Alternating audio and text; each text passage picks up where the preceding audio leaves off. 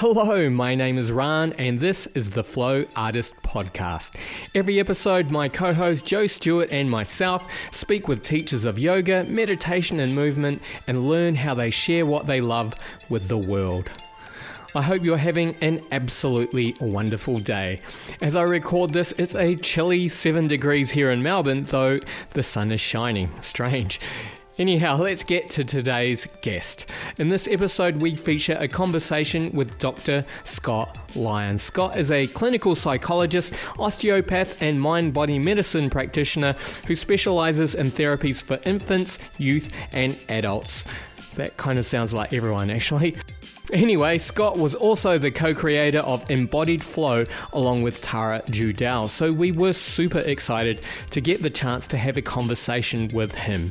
But before we get on with the interview, I just wanted to let you know about a few things we have going on at our studio Garden of Yoga. We have so much happening, so I better get into it. Firstly, we're starting some community classes from Thursday, the 25th of July at 6 p.m. These are donation-based classes and we would love to see you there. Our first guest teacher is Coco Nkrumah, who we had as a guest on the podcast a while ago. It was a great conversation, and he'll be leading meditations and setting up some interesting conversations. So I'm looking forward to that one. I'll definitely be there. Next up, we have our first birthday on Saturday, the 27th of July. This will mark 1 year since we opened our freshly renovated studio, and we'll be celebrating by running free classes all morning, and there will be vegan treats galore. Finally, we have a suspended sound session coming up on Sunday, the 20th of July. If you're not familiar with suspended sound, it's a unique event that will have you floating in an aerial hammock, bathed in a harmonic symphony of vibrations of sound and ancient healing energy from Tibetan singing bowls. We've had some amazing feedback about these sessions, and it's just an incredible experience, so get along to that one. If you'd like to know more about these, I'll leave links to all of them in our show notes, or just go to our website gardenofyoga.com.au to learn more. Alright, that is way too much talking from me. Let's get on to the interview with Dr. Scott Lyons. Alright, well Scott, so good to get the chance to speak with you this morning. I hope you're having an absolutely wonderful day. I was wondering if you could just start by telling us a little bit about your background and where you grew up. Sure, where I grew up. That's a little easier than my background, so we'll start there. I grew up in the United States, so between the northern Midwest state called Minnesota. So if you've seen the movie Fargo, you know, like, oh, sure, you betcha. That is my native accent, and that's actually how my family still speaks. And then I also grew up at some point in California as well, in the Bay Area, before moving to New York when I was 17. And I've been sort of stationed in New York since then, with a lot of moving around, teaching and touring and such. And in terms of my background, well, it's relatively eclectic and diverse.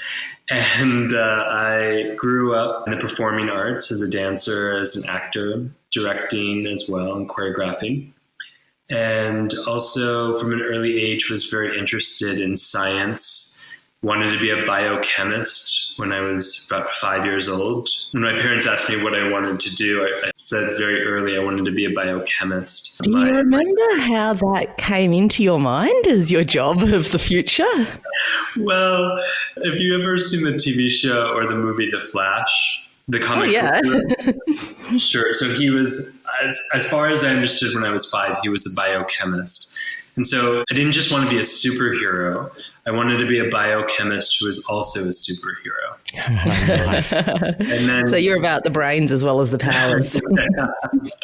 Yeah. And I was so in love with science and the process of learning in science. And even when I was more focused in the arts, it was something that just permeated every cell of my body, that discovery process of learning. And I went to school also for psychology as well as the arts, took some time to focus more on therapeutics, so became a movement therapist, and worked in the arts for a little bit longer, and then decided to go back to school for clinical psychology, and then as an osteopath as well. And then lots of diverse sort of educational practices in there: Thai massage, visceral manipulation, cranial sacral therapy, nutrition, essentially anything I could get my hands on. I was always wanting and desiring the most holistic concept of humanity that I could possibly imagine, which included studying like sociology, psychology, any of the human sciences that I could possibly read or study. I wanted this more full constellation of the human experience. So I'm still on my way. That sounds like a lifetime of study. I'm really interested. A lot of the modalities that you've studied, often healing modalities, and it sounds like for you, it really just came from that I want to understand how everything works. But a lot of people are drawn to those modalities because maybe someone in their life is going through an illness or a health challenge, or maybe they are. I was just wondering if there was any of that perspective, or if it was just your science brain wanting to know more. I have to say it really stemmed from that deep passion of knowledge and seeing where, and as in that collection of information and data and understanding this deep experience of what it is to be human, it couldn't be anything but healing. So I would say I wasn't looking to heal someone else. And certainly my own process through all of these modalities was deeply healing. But I would say that the accumulation of knowledge, it led to an understanding of what healing is. And then the practicum of that emerged from that understanding. Wow, that sounds beautiful. And I'm really wondering, when did you discover yoga and how does that fit into the mix? Well, sometimes I think about yoga as, all the things that I've studied, that yoga was the original holistic container of all of those. Mm-hmm.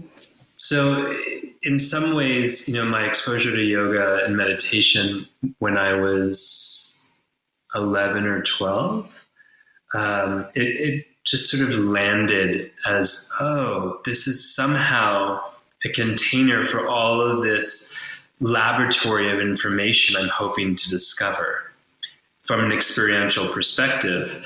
And I don't think my sort of comprehension of yoga has shifted all too much from that sort of basic, or that first sort of sense of what yoga was.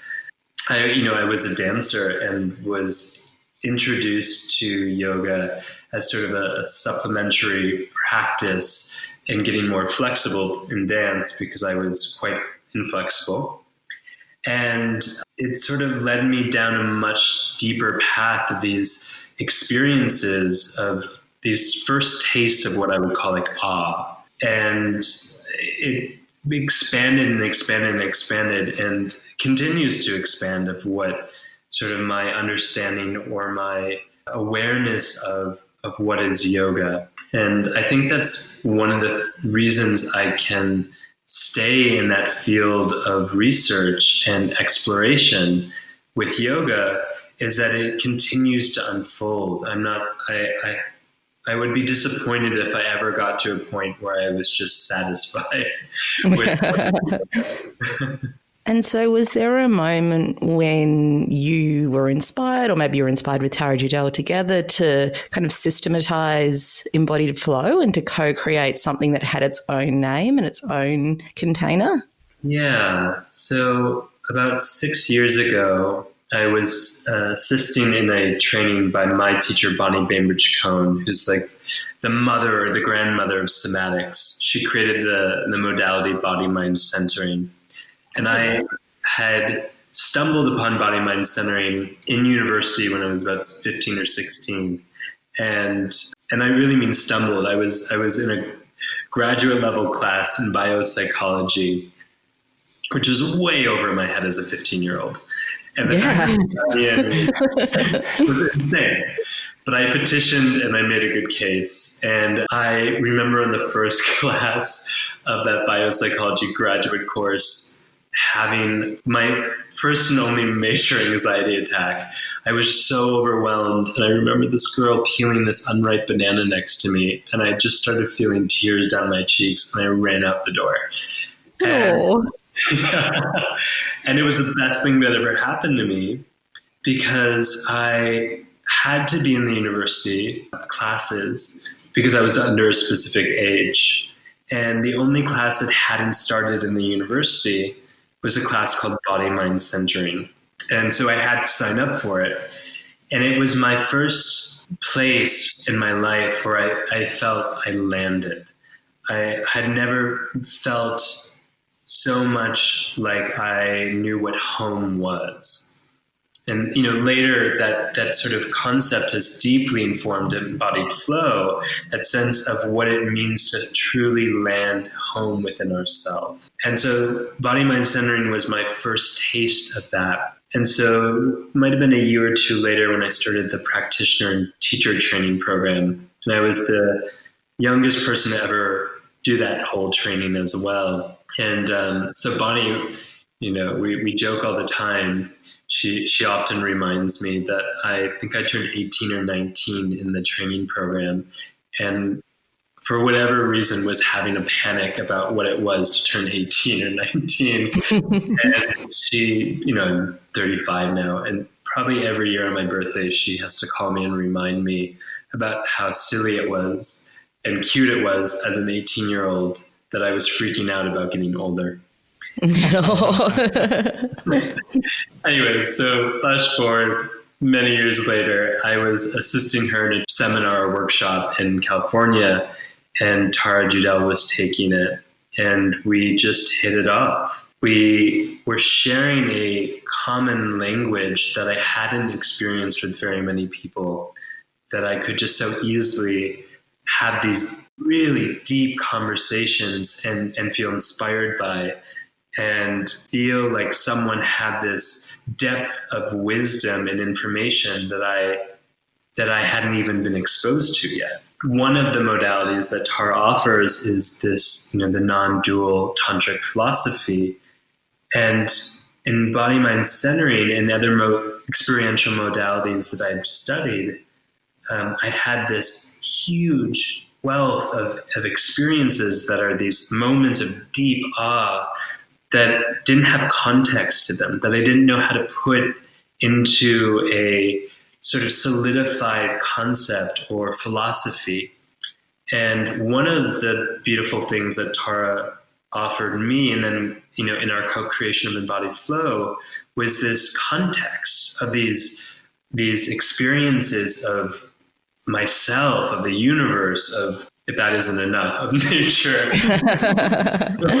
of these deep, intimate relationships that I didn't have words for. I didn't have a context for. I didn't have a container for. I mean, yoga was a container, but the depth of knowledge that I had was very little about yoga. And she had this huge depth and width of knowledge that allowed me to put a context onto all of this formlessness of experience. And so out of that, we really co-created Embodied Flow from the somatics and these practices that offer these deep, profound, wordless experiences of the universe, of ourself, of each other as this unified field of experience, of consciousness. And then, the way in which the containers of the philosophy of these structures that we built, or what we might call these maps of experience, came together in this way in which we were offering these maps of context and experience into the deepest realms of our embodied self. That sounds really amazing and makes me really want to go to an Embodied Flow class. For someone just walking in the door, I imagine while dropping into awe and understanding of the universe is a possibility in this practice, Sure. what would the class look like just in a practical sense? Or are they all the classes just really different because it's such a creative style? Well, we really wanted to empower our teachers. And, one of the things that is tricky is that, something I've been saying a lot is that healing and transformational processes should be as unique as you are. And to create a modality or a school in which we would somehow limit it to a particular map or one particular path on a map would be limiting towards the unique experience of one's own healing and transformational process. So it's a little, in that way, it can be a little tricky to say that a embodied flow class looks or feels one particular way. But what we do have as sort of landmarks or hallmarks of our school is that it is about someone's deep experience of what they're exploring. It is deeply about growing more capacity of resilience and of agency of one's own sense of their process and their own existence and their own path in this, very complex world that we live in. And, these are big concepts. So to make them operationalized in a classroom setting, it takes some time in our training program to get to that point. It's not as easy as to say, okay, you do these 10 poses and you're awakened. I some days really wish it was, but then it wouldn't really be honoring our unique nature.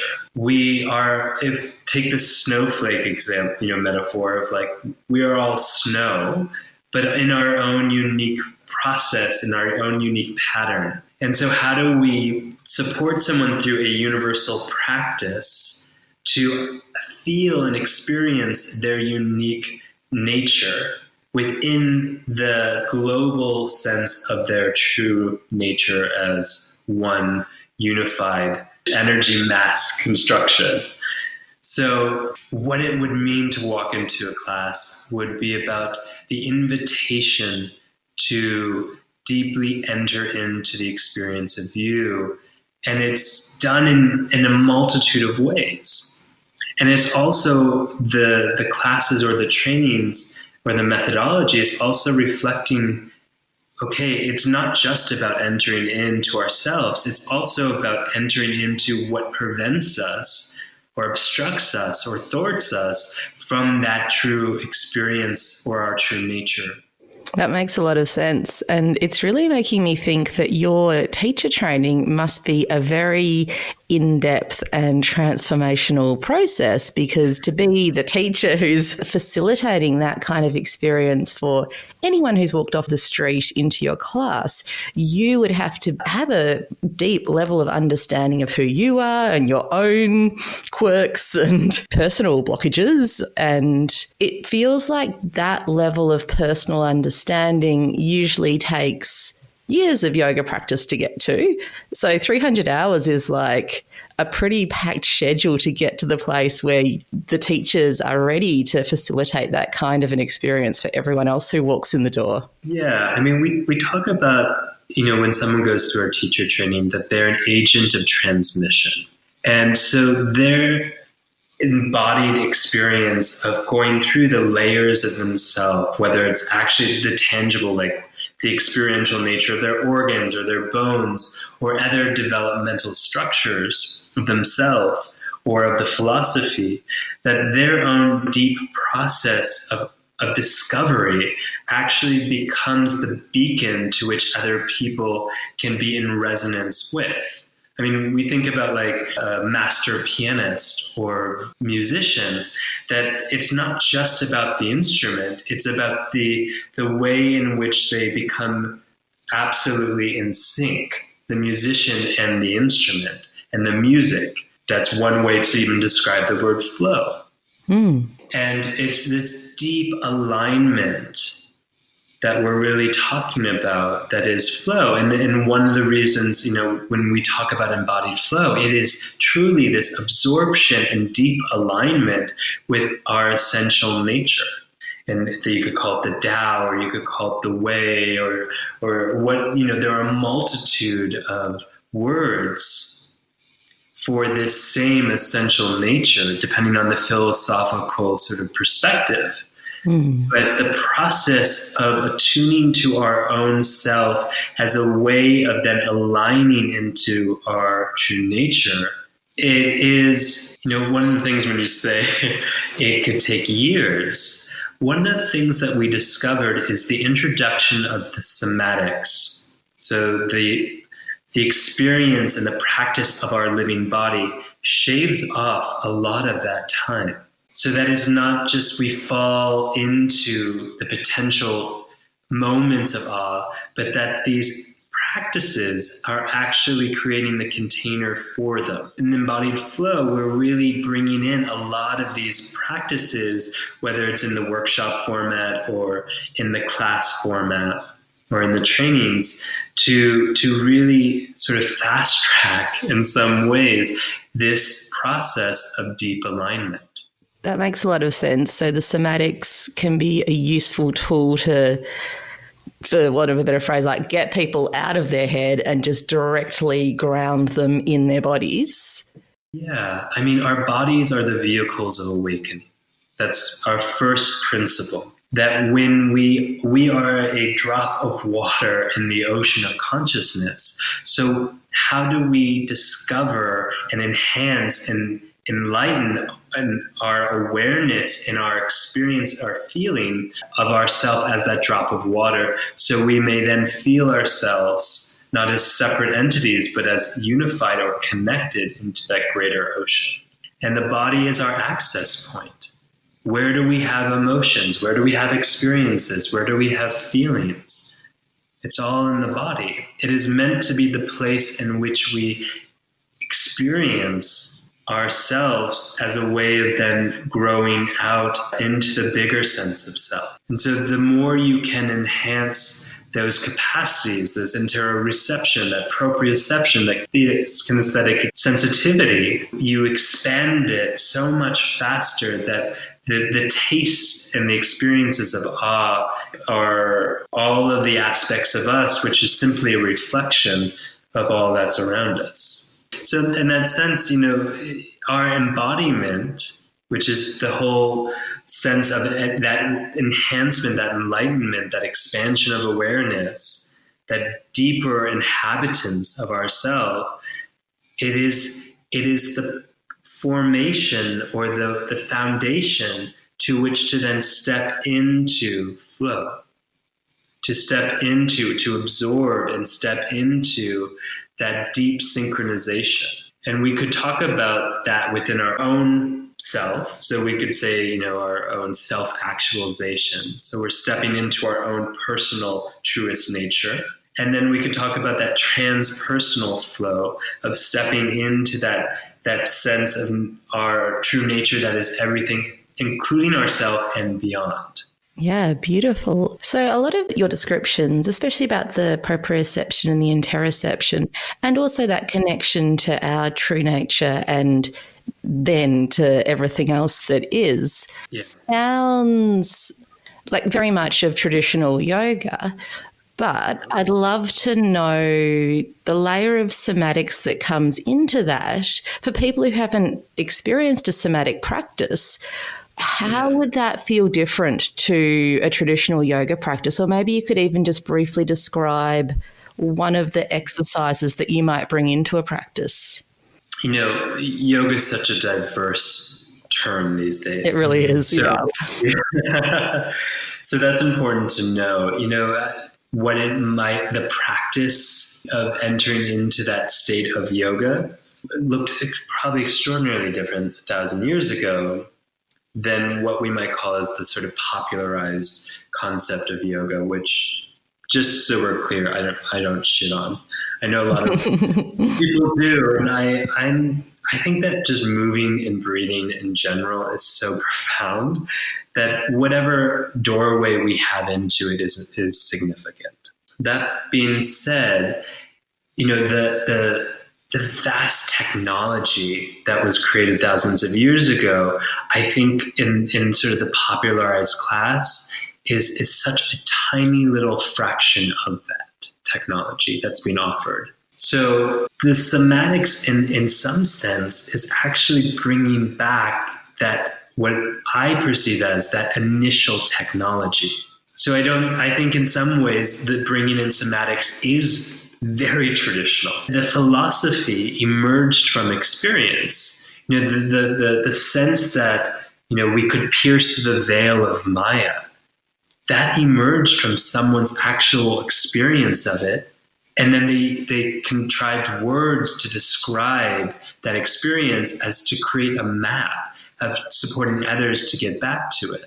So in many ways, what we experience in the popularized asana classes have some of that technology, but I would say just a small fraction of it. And what somatics has, the somatics offers is actually bringing us closer to that initial technology of experiential nature. And one very easy, or maybe not so easy, experiential practice, which I'll just lead us through right now. Hello, Ran here. So just popping in for a moment. Now, I find that meditations mid-podcast can sort of slow down the flow of the conversation a little bit, and they're not necessarily a good thing if you're out driving. So what I've done, I've taken it out and uploaded it to our Patreon page where you can listen to there. Now, you can access it for free, but you will have to sign up to Patreon to get access. Now, it's a great meditation and well worth a listen, so go over there and then come on back and listen to the rest of this episode. But speaking of Patreon, it's a way that you can support the podcast, and we would absolutely love your help. And we pay for some of our episodes to be transcribed from the money we get from Patreon, and in addition, some of our supporters get access to extra special content, and we have some great videos and so on up there. So go on, help us out. All right, let's get back to the conversation with Scott.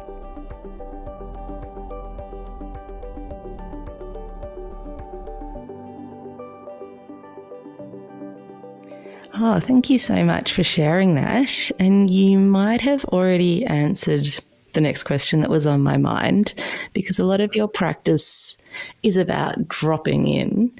And I know as a yoga teacher, sometimes you just have those days where you get caught in traffic and someone calls you with some terrible news just before your class, and then you get there and everyone else's energy is also really discordant and people are late and there's someone doing renovations in the studio next door. And sometimes it's easier to drop into flow on some days than others. And I was just wondering if you had any personal strategies or practices that just really help you on those days where things aren't flowing as easily, or alternatively, whether you're just like, well, this is today, like I'm just going to be authentic in this experience, or maybe it's a combination of both.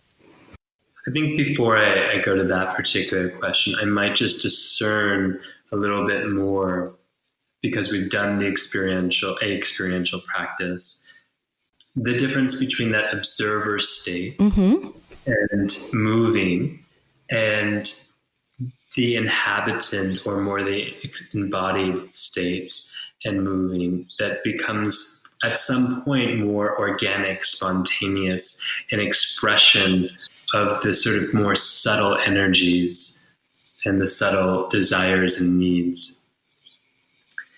And, that's a practice that we introduce in Embodied Flow. But that, the capacity to grow deeper and deeper into that inhabitants, as opposed to being an observer of our own life or an observer of our own body. And I don't mean the observer in the sense that our capacity to witness. I actually mean sort of a third person narrative perspective. as opposed to the first person experience of a relationship, of our own relationship with ourselves. And it's quite different to, in the practice of a class, through many different tools, to grow more and more deeper into that practice or that being state of inhabitants of ourself. To answer your question, there are lots of stressors and things that might keep us out, either in that day or in our life, from fully inhabiting our body. There's the term disassociation, which is another way of saying moments in which we disembodied from ourselves. And while that's a coping mechanism or a coping tool for a lot of stressors, it's when we have lost our capacity to come home after those moments, or our inability to even regulate when we get to choose when we need to space out or dissociate. And when it's been a hard day or it's been challenging things around us, and we say, how can we drop into our inhabited self, our embodied self, when there are so many things potentially keeping us away from that? And it's resilience in the truest term is this expanded capacity to have those elements that are part of life circling around us or in the world or however they are, and still be able to sort of swim in the river, to be in that flow. And in that way, we're really looking at how do we build resilience. And we might go, this move that I have to do where I'm moving houses is somehow right now outside of my window of resilience. And how might my practice become about how do I move that into my window of resilience, which will inevitably help me expand that window of resilience, which allows me to swim in the river of flow for longer and longer without sort of being kicked out or bumped out. You bring a lot of improvised movement into your practice, and for some people, I guess that could feel quite awkward. And for others, it's probably more like a performance. So I'm sure neither of those states are your goal. So do you have any strategies for helping people sort of settle into an embodied state with the free movement? Well, let's say this, that free movement or organic movement is our innate state of expression. When you go to give someone a hug, it's not a choreographed hug. It's not the same hug or the same shape precisely every time. And yet it is a way in which the expression of a deep connection or feeling emerges. And I think it's helpful to recognize that because we bring in what we call movement meditation or free movement into our practice. And the reason for that being is we are trying to get ourselves closer and closer and closer into the expression of our intuition. And when we are locked down with a set container of movements, well, it might offer a familiar way to look inward because we already know what's here. It doesn't necessarily allow us the expanded vocabulary and range and an entry back into the full expression of our intuition, of our needs, of our full expressive capacity. So no, it's not about performance. It's certainly not about making people feel awkward. It's actually a device of technology to get more into freedom, into our nature, which is unbound and not sort of limited by 26 shapes or 126 shapes, however you want to count all the asana, depending on the school. I mean, I've definitely been in yoga sessions with free movement that have felt pretty awkward. And Do you think that this comes down to the skill of the facilitator to kind of help you kind of get over that, like, oh, I came here because I thought they were just going to lead me through some movements and now I've got to come up with my own, and it's meant to come from not thinking, but I'm feeling really like, oh, what do I just do next? There are lots of strategic ways to titrate the experience, so it's not like just throwing people into the deep end. You might start with the same way in dance they teach improvisation. It's like, hey, start with writing your name in the space, then go back to your asana practice. And it can be building that sort of comfort level of really giving yourself the permission to have that expressive nature, that expressive capacity. And I get it's awkward, but I also think we should reverse the question, say, why is it awkward? Mm. Why is expressing our unbounded nature awkward? And that's the bigger question we should be asking, because what's happening in our school systems, in our cultures that are literally limiting our shape, our expression, our fullest essence. And free movement is just, again, one tool into recognizing where we have been limited, because we are limitless. And I say that not from this sort of philosophical text kind of, I understand that, but that is my deepest experience. I think I felt limitless before I could even feel form in my life, which I think for most people is the reverse journey. Mm-hmm. But for me, it took years to feel structure and context to my body. I felt more like I didn't always know as a kid where I ended and where that tree began. And sort of that capacity to feel both that formlessness and form, or that philosophy, we might call that Shiva and Shakti. It's already demonstrated in the technology or in the philosophy that there is formlessness, there's unbounded freedom. That is our liberation. That is our state of liberation. And so how do we create the conditions in classes and workshops or in our daily life where that becomes a tool towards that felt sense of liberation? Now, I don't wake up and do a free movement practice every day. I like to go to CrossFit sometimes.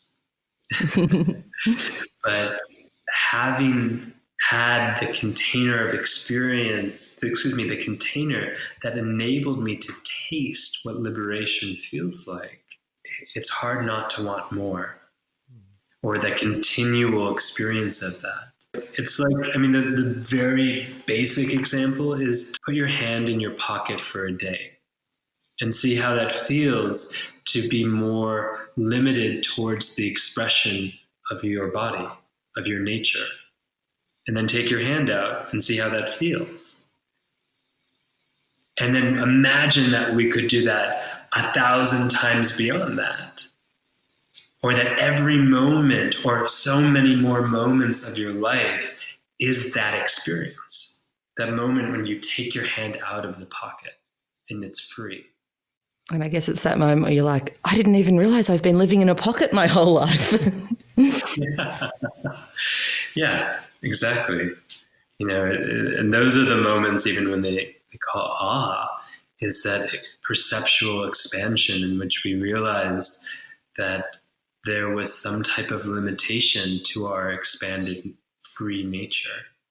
I see that you do a lot of work with people dealing with trauma, and you have quite an athletic physical practice. You mentioned CrossFit earlier, but sometimes there's a perception around trauma-informed yoga that it will always be very gentle and almost restorative in nature. Mm-hmm. And is this a point of view that you share, or do you think there's scope for a more dynamic approach?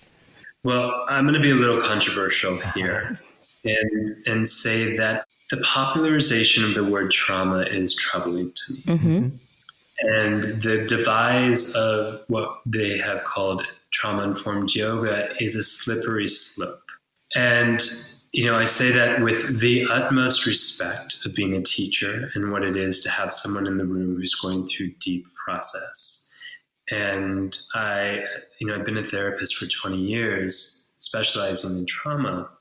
And I think that there's a way in which, now this is not a universal statement, but that sometimes we are tiptoeing around someone's deep experience and calling it trauma, and being very cautious and walking on eggshells. And in extreme cases where we're looking at, significant PTSD, there are certainly subtle ways, mindful ways of engagement. And that's not 100% of the time.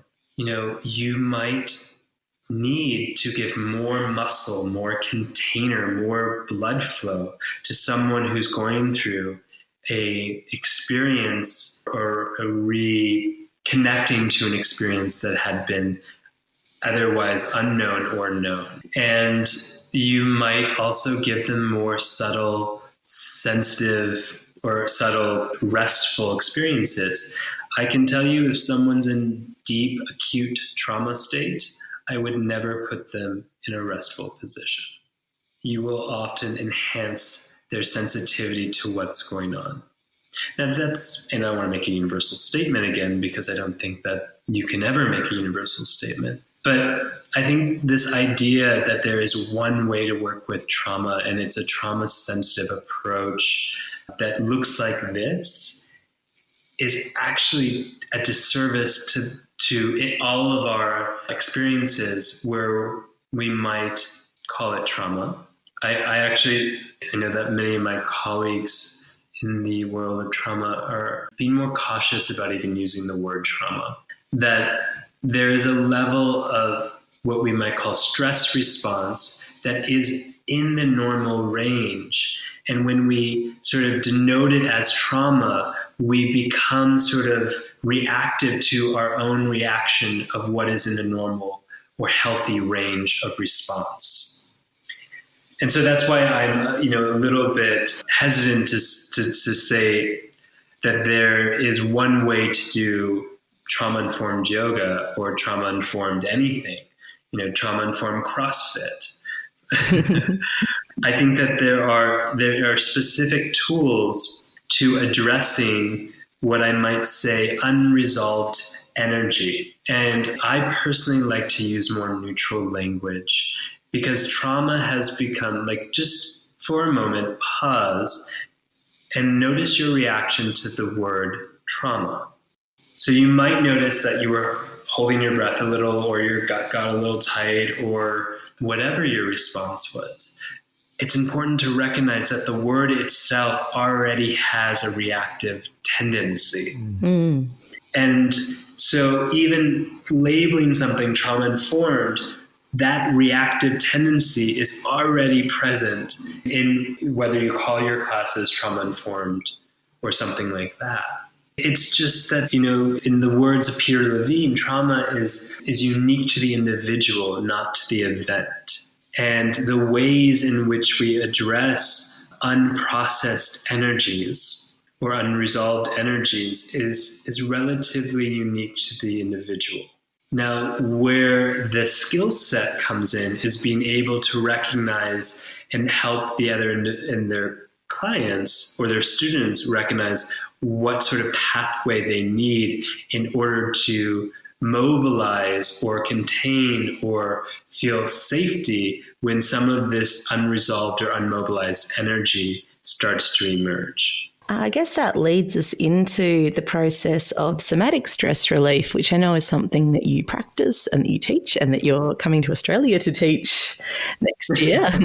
So somatic stress release is sort of part of it. So Embodied Flow, we have a whole therapy training program as well. It's called our movement therapy training, which is an integration of osteopathy, somatic psychology, the tantric philosophy, so East-Western psychology, and many other modalities. And one of the desire to continue to create additional content, I created I got to finish what was once my first love, which is the subject of stress. And so I created a modality called somatic stress release to really support and a completion of that biological response towards stimuli, which is what stress is, and help resolve and mobilize that energy towards completion. So that's, in a sense, it's a 3-module program to help people really touch into themselves in a way that they can then identify what needs are towards completion or mobilization of that energy. And when I mean energy, I don't mean something so esoteric. I actually mean literally a stress response is a biological release of energy towards addressing, meeting, engaging with a stressor. And when we don't get to express or mobilize that energy, it stays as stagnant, unresolved energy, dysfunctional energy in our tissues. And it can become a quite systemic issue through the whole body or through the whole being. And it's similar to, while I might bring in certainly some mindfulness, and it brings in a lot of like myofascial release work, it is not limited towards just one particular approach, like just mindfulness. Because as I said before, mindfulness can be quite helpful, but it can also leave us stuck in the awareness without the execution of mobilizing that energy, which is what's needed to complete and restore a biological function. It makes a lot of sense. A lot of big words. Essentially, we're just trying to move shit. You did mention before we started recording that you'll be over in Australia and New Zealand next year. Would you like to talk about that? Sure. So, I'll be in that area of the world starting, in December, we have the Embodied Flow 300-hour program. And then I head to Australia and New Zealand to teach the somatic stress release programs and the Embodied Flow Yin training as well. So I'll be in Sydney, Melbourne, Queenstown, Wellington, and Byron Bay, and possibly a few more. But those are what's sort of on the calendar at this moment. Yeah, no, I definitely want to come to your training now. Come, we'll hang out. I guess that is a quick question. I'm not a certified embodied flow teacher. Are your courses open to everyone, or do you kind of need to have done that initial training first? No, that's a good question. The somatic stress release, the yin, they're all open towards anyone who wants to come. Oh, fantastic. We'll probably see you there. And the same thing with the advanced training is you don't have to have done your 200-hour with Embodied Flow to join us.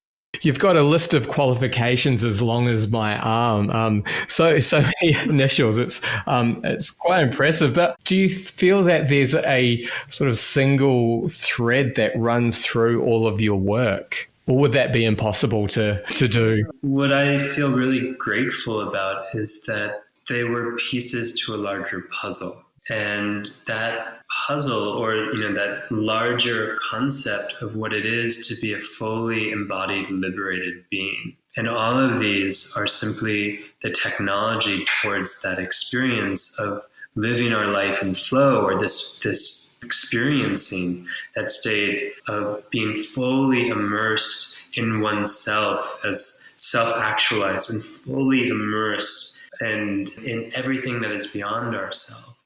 With the ways and the freedom from the ways in which we have created our own suffering and our own limitations of ourselves. So that unbounded, fully experienced and expressed self. And, it's beautiful language, but it's a very different thing to fully inhabit and experience what that is. And the language could never fully even describe the taste and the flavor of what that freedom and that liberation is. So all of these modalities are simply going, gosh, there should be as many maps as there are people. And how do I really meet each individual or each individual in a classroom setting to devise the map of that moment. So it's really a co-created process of healing and transformation. To maybe extend on that a little bit, if there was one lesson that you'd like people to take from your work, what do you think that one core essence would be? Or have we already asked that? I think the core lesson that I'm really open to exploring with people is that we have the opportunity to feel what we might call as the opposite of isolation and loneliness and separateness, which begins deeply with ourself and our relations to social, cultural, to spirit, to everything that is nature. And to come into that deepest connection is really our truest nature. And that ebb and flow, or that ebbing movement of that connection is what we're talking about when we talk about the flow, is to inhabit, to embody, to be in this deep, epic connection. Beautiful. Yeah. Thanks so much. Oh, sorry. Yeah, no, I was just going to say thank you so much for everything that you shared with us this morning. No, my pleasure. Thank you guys for having me on your podcast. All right, and that was our interview with Dr. Scott Lyons. What an interesting guy, and it seems that he was a bit of a child prodigy, right? Fantastic. So for our next episode, we have an interview with Ruth Salter. Ruth is a yoga teacher who now works as a love, sex, and relationships coach. Now, according to a recent Facebook post from her, she loves men with massive, throbbing vocabularies, and as long-time listeners will know, that's me out straight away. I can barely string a sentence together without some serious editing. But seriously, not everyone who studies yoga teaching ends up doing this full time or forever, so it's always interesting to see where this path can take you and how yoga can inform other types of work.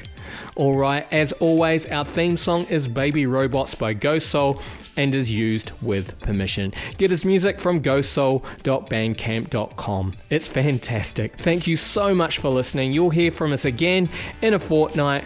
Aroha nui. Big, big love.